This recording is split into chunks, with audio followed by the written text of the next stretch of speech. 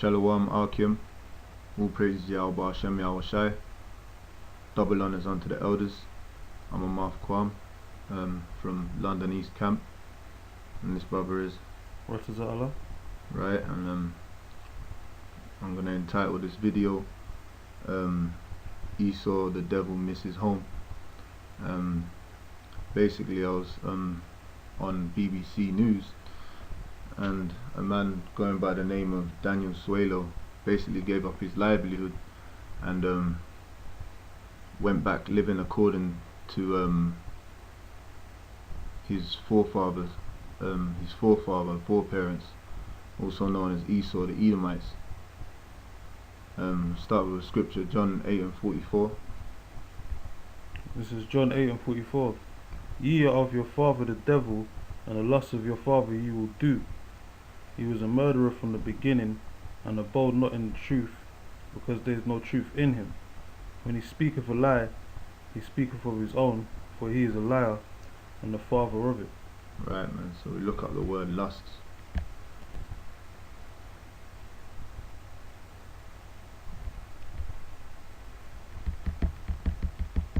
Now obviously brothers will know that this is pertaining to Jake, the wicked ass scribes and Pharisees from back in Yahweh Shai's time, 2,000 years ago, but bringing it more up to date, because all the curses that were upon Israel from back then, and all the they're upon our enemies right now, as the scriptures say, man, in Deuteronomy the 30th chapter, man.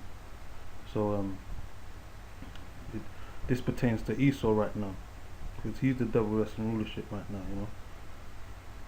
So just to put that point in. Strong's G, 1939. Epithumia. Epithumia. Right. The word means desire, craving, longing, desire for what is forbidden, lust. Now I'm just gonna play that video to see what this Edomite's desires are, man.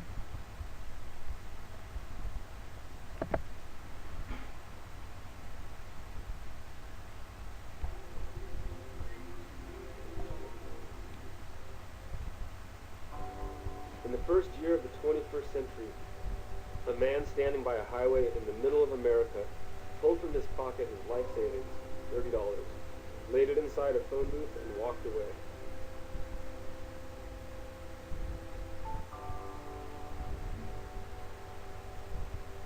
I've known Daniel for 20 years before he gave up money.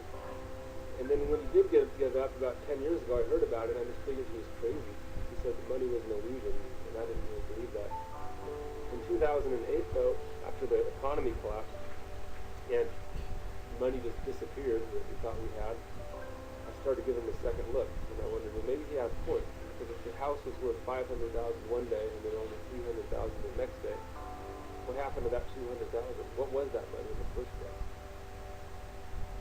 Public debt soared to 8, 10, finally $13 trillion. He did not pay taxes or accept food stamps, welfare, or any other form of government handout. Instead, he set up house in caves in the Utah Canyons, where he forages mulberries and wild onions, scavenges roadkill raccoons and squirrels, pulls expired groceries dumpsters, and is often fed by friends and strangers. He writes, "My philosophy is to use only what is freely given or discarded and what is already present and already running." And that's what drew me to Daniel. Here is someone who's saying, maybe I don't know what the solution is, but I'm going to disobey.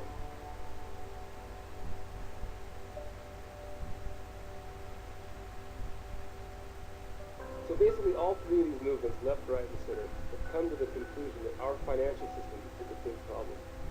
It's so big that you can't control it, and in so many ways we feel enslaved by it. Worse, we feel powerless to change it. And then Daniel comes along and says, hey, you don't have to be part of the system. I've proven it. I've proven that you can survive and live abundantly for 12 years without using any money. And that just blows people away, and it inspires them, and it inspired me, which is the reason I wrote this book. The fact is, if everyone lived like the average American, the world would actually collapse much more quickly than if everyone lived like slaves.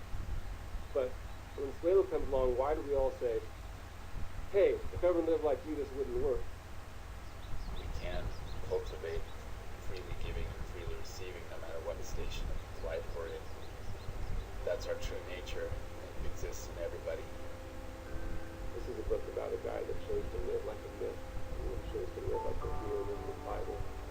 And that interests me, and of course the desert is a perfect place for that, because that's where religion is born. You know, I think for Daniel, this story has already sort of ended. I mean, he found a way to live that was meaningful, that felt like he could live according to his heart with ease, and he could find happiness. But he's not just sitting there on a hill becoming enlightened. He's really engaged with the world, and he wants to get his message across. You know, he says he doesn't imagine everyone going to live in a cave, but he does imagine that money will become obsolete.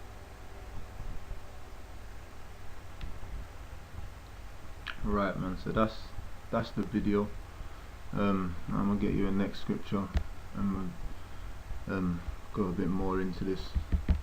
Well, that was a good clip, you know. It shows that Esau's feeling homesick right about now, going back to his old dwellings and all that, as a cave dweller, which the brother's gonna break down anyway.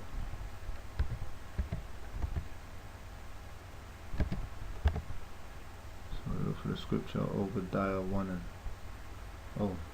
Slakia. We'll go to Genesis 25 and 27. Let me just get that. Genesis 25.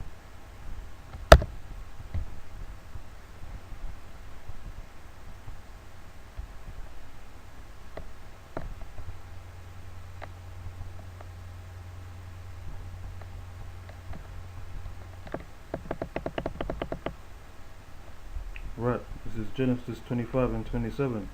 And the boys grew, and Esau was a cunning hunter, a man of the field, and Jacob was a plain man, dwelling in tents. That's right, man. So yeah, man, Esau is a man of the field and a hunter. So obviously Esau likes to kill, you know, because Esau is that murderer, like the scriptures say, you know.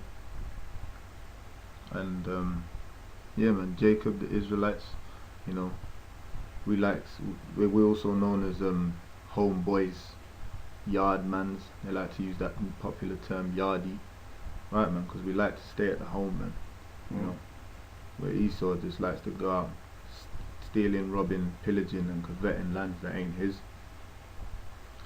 Well, you know, scriptures say that he's a man of the field, like he smells like the field and all that, man.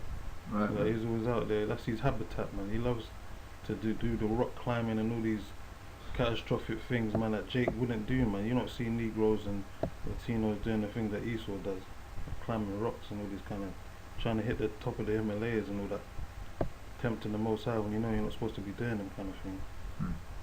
But he's just a raw, he ain't governed by no laws, so he's just a raw vagabond, man. He's just a dweller, a country dweller, man. But it just so happens that he just likes the habitat of the rocks, you know. I'm gonna prove that in Obadiah 1 and 3. Yep. And get Jeremiah 49 chapter after that as well, just to add to that point. Okay. This is Obadiah 1 and 3.